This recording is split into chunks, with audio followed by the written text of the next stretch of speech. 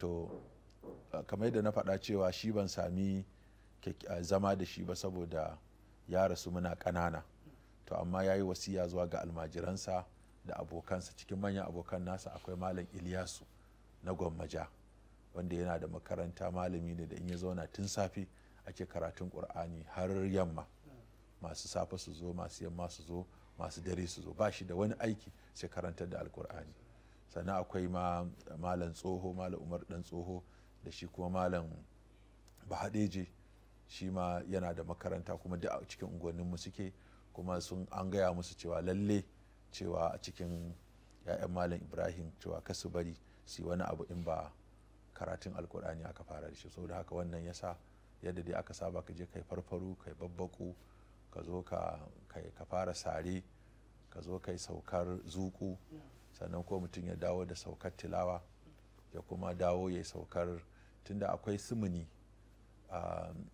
Idan mutum ya sauka to za a duba a ga cewa ana da sumuni 480 a cikin alkur'ani, wato kowane izu ɗaya an raba shi 8, izu 60 ne, an yi izu 60, alamomin izu guda 60, kuma a cikin kowane izu an yi alamomi, akwai alamar nisfi, akwai alamar rubu'i, akwai alamar sumuni. Dama sumunu yana nufin 1/8, rubu'u yana nufin 1/4, nisfu yana nufin rabi. Wato shi wannan izu din da guda 60 ne, to shi kuma 60 din kowane ɗaya an raba shi 8, kaga 8 so 60 shi zai baka 480. to sannan kuma an yi alama ta rubu'i kuma 1/4 kenan, ita kuma wani alama 240.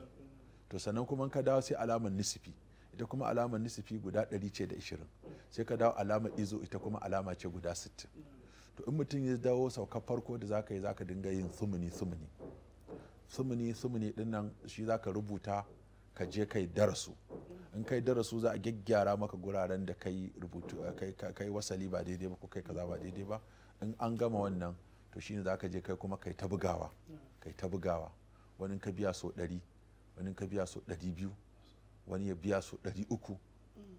wani tun safe dama zaka kalle shi ne kai ta kallo, kana ta biya.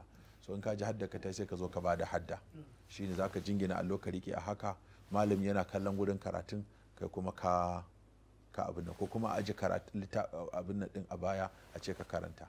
idan hadda ta sai a ce ka je ka wanki. to kai kuma sannan akwai abokan karatunka da kuma za ku dinga zama kuna yin bita karatun nan, kuna yin tukuri, kuna bita.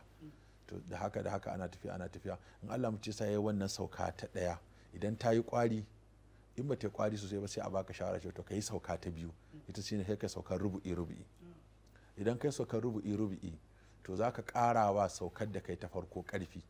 idan ita ma ba ta karfi sosai ba sai a ce kai saukar nisfi, to sai ka dinga rubuta nisfi kana zuwa ana maka. idan ba ta kwari sosai ba sai kai saukar izu. to a wannan sauka da za ka yi ta hadda da kai, a nan ne za a dinga gaya maka haraji shine a dinga gaya maka su kamme su camme, akwai fima haɗaɗɗiya, akwai fima rababbiya, akwai kitab mai alif baki, akwai kitab mai alif ja. to za a wawware maka su. akwai jaza'u mai waw, akwai jaza'u mai hamza akan waw take, su ma suna da adadin su.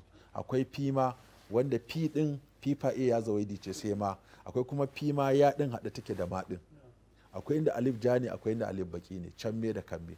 to duk ana tafiya ana ta gaya maka waɗannan, wannan adadin su guda kaza ne, wannan adadin su guda kaza ne, wannan ɗaya ne alkur'ani, wannan in ka wuce shi kenan ba ka sake gani irinsa ba, wannan zai mai ta a guri kaza, kai kuma kana alama kana rubutawa.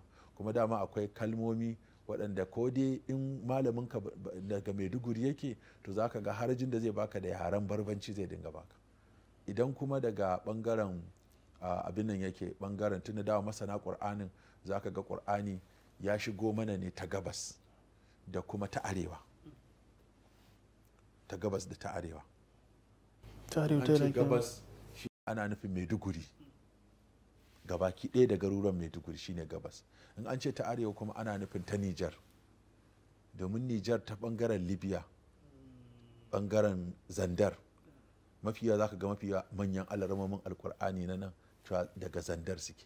akwai malaman da lokacin da aka yakin tatsine da aka mamai da su garuruwansu, za ga cewa daga yankin Zandar suke, daga yankin Maradi, da kuma nan gurin akwai masana ƙur'ani sosai a yankin. to ta nan ƙur'ani ma ya shigo, za ka sai zamo wajen ba da haraji wani zaka ga da hausa zai baka, wani zai baka da kuma yaren barbanci, sannan wani kuma zai baka da hisabul jummali shine abajada hawa za khata ya sa a fara karasa ta kalamana da wannan za a ce abajada kamar hudu kenan, alifin daya jimin biyu dalin da sauransu haka ne. To da waɗannan za a baka cewa in kai wau guda kaza ne, in kai ta guda kaza ne, kai kuma kana tafiya duk kana sa waɗannan alamomi yadda in ka zo rubutu ka zo satu ba zai baka wahala ba. To a wajen satu nan ne kuma za a tara hankali sosai don ka kusa shiga ɓangaren wanda zai iya karya takarda ya rubuta alkur'ani. To a nan ne za ka ga a wajen darasu ana ta nanata maka waɗannan abubuwa cewa guri kaza ka kula, guri kaza ka kula, guri kaza ka kula, guri kaza ka kula, guri kaza ka gyara.